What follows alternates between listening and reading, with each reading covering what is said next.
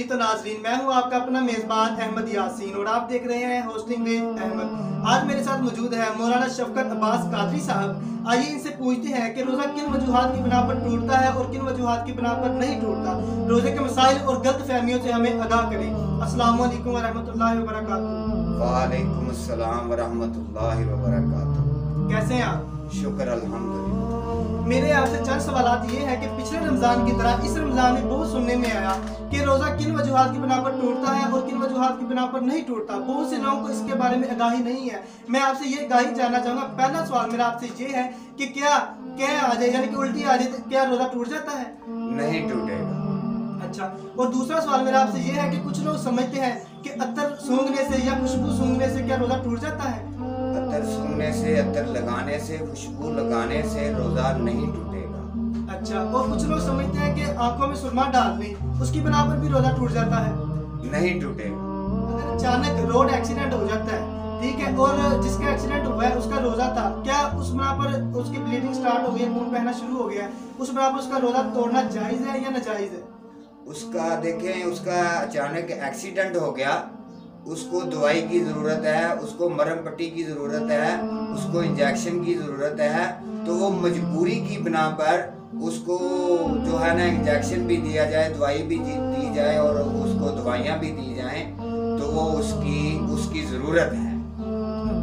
और एक मैंने ये चीज देखी है कि बहुत से लोगों को मैंने देखा है कि वो रोजा यानी कि सहरी कर लेते हैं, लेकिन जब 5 मिनट रह जाते हैं या 10 मिनट रह जाते हैं, वेट करते हैं कि जब अज़ान होगी तब हम पानी पिएंगे। क्या अज़ान के दौरान पानी पीना जायज है या नाजायज है? अब देखिए, कुछ लोग ये सोचते हैं कि अजान होगी और अजान में के दरमियान या पहले या जैसे शुरू होती है उसमें पानी पिए, खाना खाएं या लस्सी पिए या चाय वगैरह पिए। तो उनको मैं ये बता देना चाहता हूँ कि जब अजान शुरू हो जाती है उसमें खाना पीना नाजायज है। अगर वो खाए पिएगा तो उसका रोजा नहीं होगा।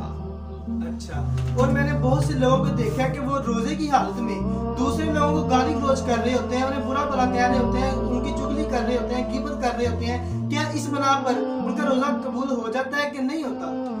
रोजा कबूल नहीं होगा। वो इसलिए कि रोजादार को चाहिए कि उसके तो आंखों का भी रोजा है, उसकी जुबान का भी रोजा है, उसका चलने फिरने का भी रोजा है। उसको चाहिए ना गाली गलौज करे, ना बुरी महफिल में बैठे, ना कोई नाजायज काम करे, ना किसी को तंग करे, ना किसी को गाली गलौज करे। तो उसको चाहिए कि वो कुरान पाक पढ़े, नमाज पढ़े, कलमा कलाम पढ़े, तो वो फिर उसका रोजा होगा। लिहाजा ये नाजायज काम है जो गाली गलौज करना और बुरी महफिल में बैठना, ये बिल्कुल ठीक नहीं है। यानी कि उन्हें चाहिए कि रोजे की हालत में अच्छी सोबत में बैठे ताकि उन्हें कुछ सीखने को मिले। हाँ जी, बिल्कुल अच्छी सोबत में बैठे, कुरान पाक पढ़ें, नमाज पढ़ें, किसी दोस्त को अच्छी बात बताएं, तो वो उसके लिए ठीक है। मेरा आपसे ये भी था कि बहुत से लोगों को मैंने देखा कि वो रोजे की हालत में हुक्का भी पी रहे होते हैं और सिगरेट भी पी रहे होते हैं, लेकिन कहते हैं कि हमारा रोजा नहीं टूटेगा। ये क्या है? हुक्का और सिगरेट वगैरह पीने से रोजा टूट जाता है। हुक्का और सिगरेट वगैरह पीने से रोजा टूट जाता है। सिगरेट भी ना पिए, हुक्का भी ना पिए, अगर पिएगा तो उसका रोजा टूट जाएगा। अच्छा, तो इसी आप न्यू जनरेशन को क्या मैसेज देना चाहेंगे कि वो रोजे की हालत में कौन कौन से ऐसे काम? देखें, रोजा जो है ये फर्ज है। रोजा फर्ज है। अगर रोजा रखा है उसने तो उसको चाहिए कि वो उस पे पाबंद रहे, नमाज पढ़े, कुरान पढ़े, अच्छी महफिल को अटेंड करे, तो वो फिर जो है ना वो उसका रोजा होगा। अगर वो बुरी महफिल में जाएगा, बुरे कामों में जाएगा, तो वो फिर रोजा नहीं होगा उसका। तो वो तो फिर उसने सिर्फ दुनिया को दिखलावा दिखाया, मैंने मुंह बंद किया हुआ है, या मैं मकसद कोई बात गलत नहीं कर रहा हूँ, ये लोग देख रहे हैं, लेकिन ये नहीं करना चाहिए। मैं ये बताना चाहता हूँ कि रोजा फर्ज है। उसको चाहिए कि कुरान पाक पढ़े, नमाजें पढ़े, अल्लाह का जिक्र करे, सहरी के वक़्त उठे। बल्कि सहरी के वक़्त जब उठेगा तो हमारे नबी पाक अलैहिस्सलातु वस्सलाम ने फरमाया है कि जो सहरी के वक़्त उठेगा उसको वो सहरी का सवाब मिलेगा। माशाअल्लाह, सुभान अल्लाह।